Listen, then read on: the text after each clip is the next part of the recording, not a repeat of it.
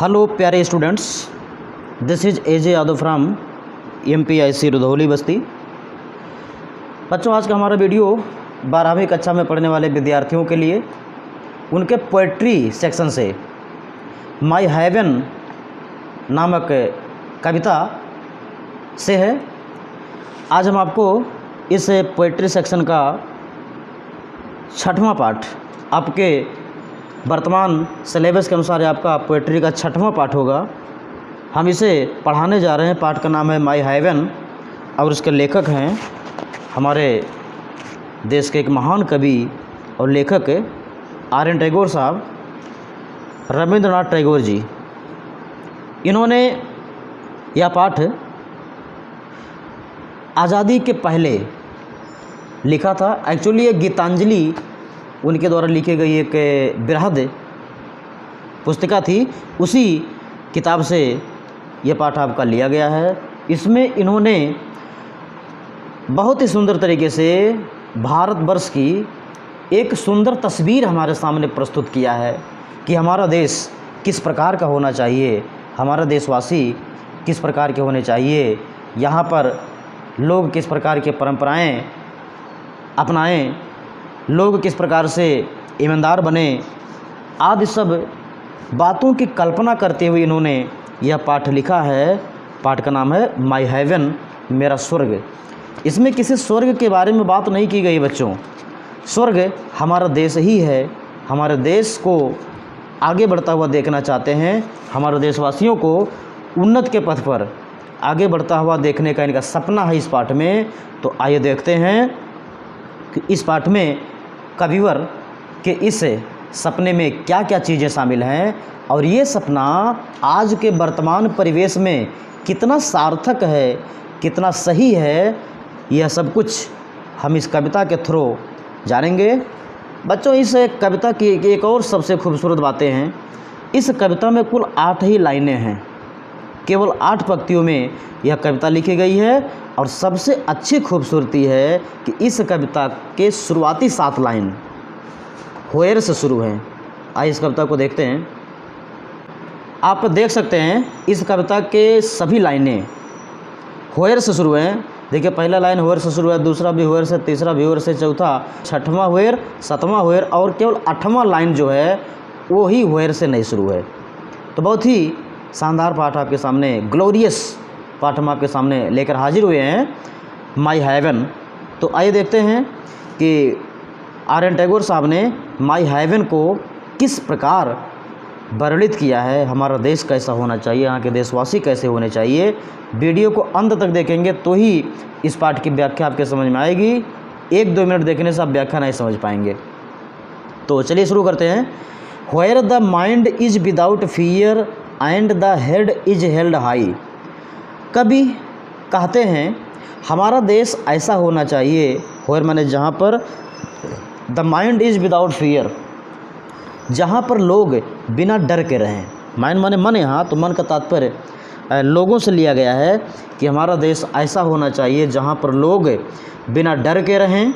And the head is held high, और उनका सिर गर्व से ऊंचा उठा हो, स्वाभिमानी हो, वो सिर को तान करके सीधा होकर के चल सकें। ऐसा हमारा देश होना चाहिए।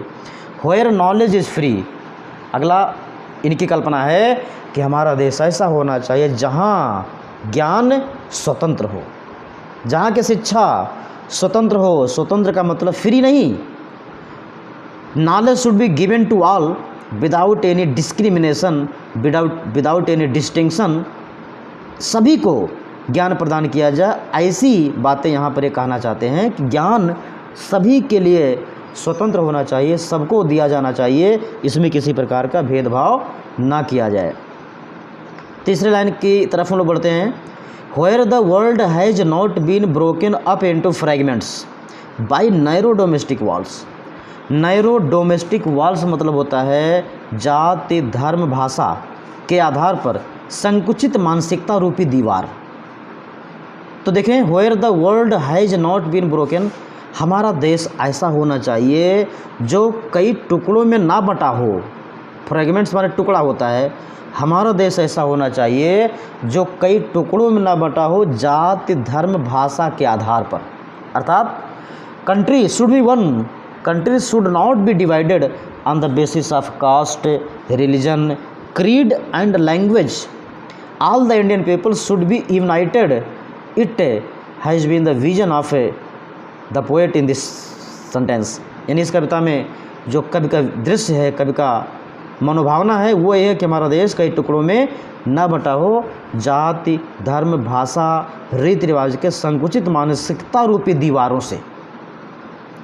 आइए चौथे लाइन पर, Where words come out from the depth of truth. हमारा देश ऐसा होना चाहिए जहाँ पर शब्द सत्यता की गहराई से निकलते हों, अर्थात हमारे देश के लोग सत्यवादी हों, सत्य बोलते हों, सच बोलते हों, कभी झूठ ना बोलते हों। अगली line, Where tireless striving stretches its arms towards perfection. हमारा देश ऐसा होना चाहिए जहाँ अथक मेहनत करने वाले अपनी बाहों को फैलाते हैं पूर्णता की तरफ। ध्यान से देखें, हमारा देश ऐसा होना चाहिए जहाँ के लोग अपने लक्ष्य को पाने के लिए हमेशा अपने बाहों को फैलाते रहते हैं, हमेशा अपने बाहों को आगे किए रहते हैं, अर्थात अपने लक्ष्य की ओर बढ़ते रहते हैं, और वो भी बिना थके हुए, अथक मेहनत किए हुए, अथक प्रयास करते हुए। आइए अगला लाइन देखते हैं, Where the clear stream of reason has not lost its way into the dreary desert sand of dead habit. इन पंक्तियों में कवि कहना चाहता है Where the clear stream of reason, जहाँ तर्क की स्वच्छ जलधारा has not lost its way, अपने रास्ते को नहीं खोएगी, into the dreary desert sand of dead habit. Dead habit का मतलब पुराने घिसे पीटे रीति रिवाज, और ड्रेरी डिजर्ट मतलब सूखा हुआ रेगिस्तान।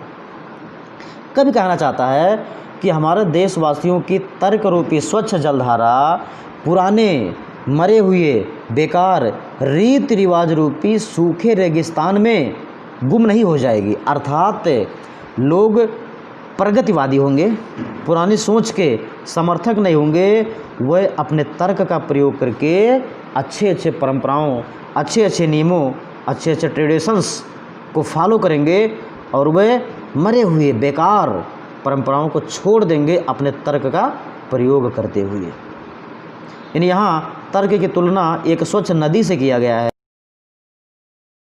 रीति रिवाज, पुराने रीति रिवाज, बेकार की परंपराओं की तुलना एक सूखे रेगिस्तान से किया गया है।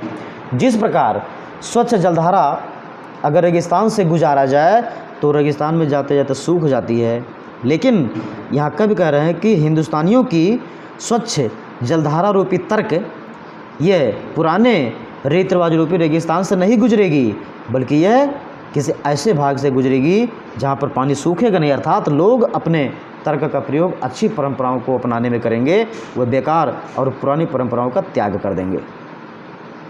सातवीं लाइन देखें, Where the mind is led forward by the into ever widening thought and action, जहाँ पर लोगों को आगे ले जाया जाएगा।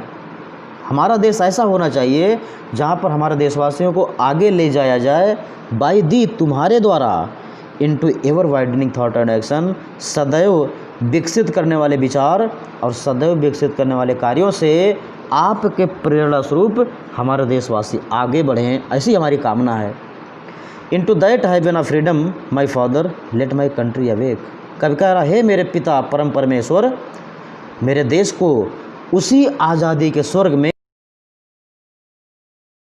हे मेरे परम पिता परमेश्वर, मेरा देश जो गुलामी के जंजीरों से जकड़ा हुआ है, आप इसे उसी आज़ादी के स्वर्ग में पहुंचा दीजिए, अर्थात हमारे देश को आज़ादी का वरदान दीजिए।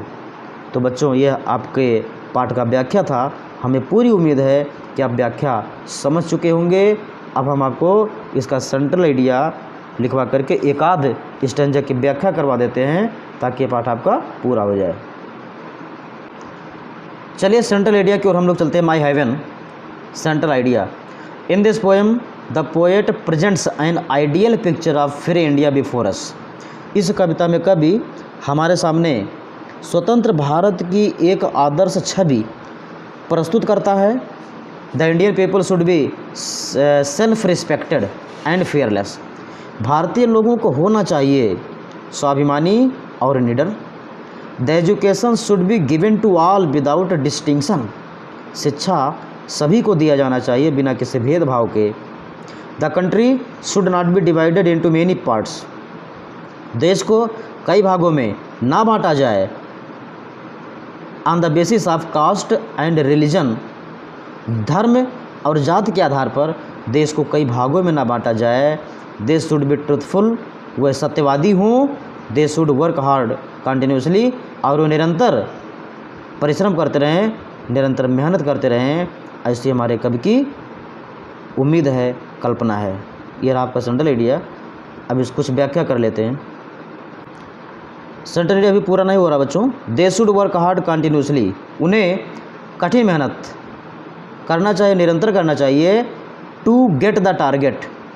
अपने लक्ष्य को पाने के लिए उन्हें कठिन मेहनत करना चाहिए। They should follow good customs. उन्हें अच्छे अच्छे रीति रिवाजों का अनुसरण करना चाहिए। By using their reasons. अपने तर्क का प्रयोग करके। इन द लास्ट, और अंत में, the poet prays to God.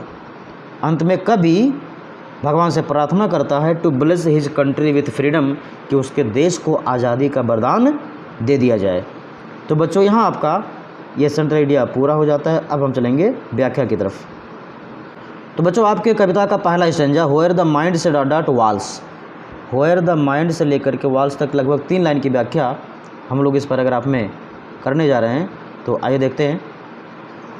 Reference, this stanza has been taken from the poem my heaven composed by Aryan Tagore. यह कविता आर्यन टैगोर द्वारा रचित माई हेवन नामक कविता से लिया गया है। यह पद्यांश माई हेवन से, यानी आर्यन टैगोर द्वारा रचित माई हेवन नामक कविता से लिया गया है। कॉन्टेक्स्ट देखें। इन दिस स्टेंजा, इस कविता में, the poet presents an ideal picture of our country.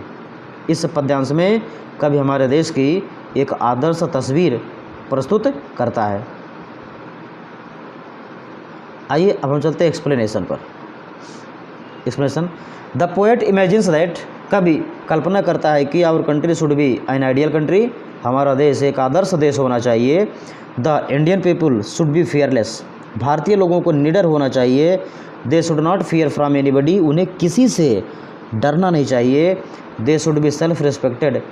उन्हें स्वाभिमानी होना चाहिए। The education should be free for everyone. और शिक्षा सबके लिए स्वतंत्र होना चाहिए। It should be given to all without any discrimination. यह सबको प्रदान किया जाना चाहिए बिना किसी भेदभाव के। Our country should be united. हमारा देश संगठित होना चाहिए। It should not be divided into many parts. इसे कई भागों में बांटा नहीं जाना चाहिए। On the basis of narrow mindedness. संकीर्ण मानसिकता के आधार पर इसको कई भागों में ना बांटा जाए। The people should not be divided on the base of caste, religion and creed. और लोगों को जाति, धर्म, भाषा के आधार पर ना बांटा जाए। तो बच्चों ये आपका व्याख्या हो गया। कुल 2 ही व्याख्या इसमें आते हैं, तो आपको ये इम्पोर्टेंट व्याख्या करवा दिया गया। यहाँ यह पाठ आपका पूरा हो जाता है। देखने के लिए, समझने के लिए और लिखने के लिए बहुत बहुत धन्यवाद।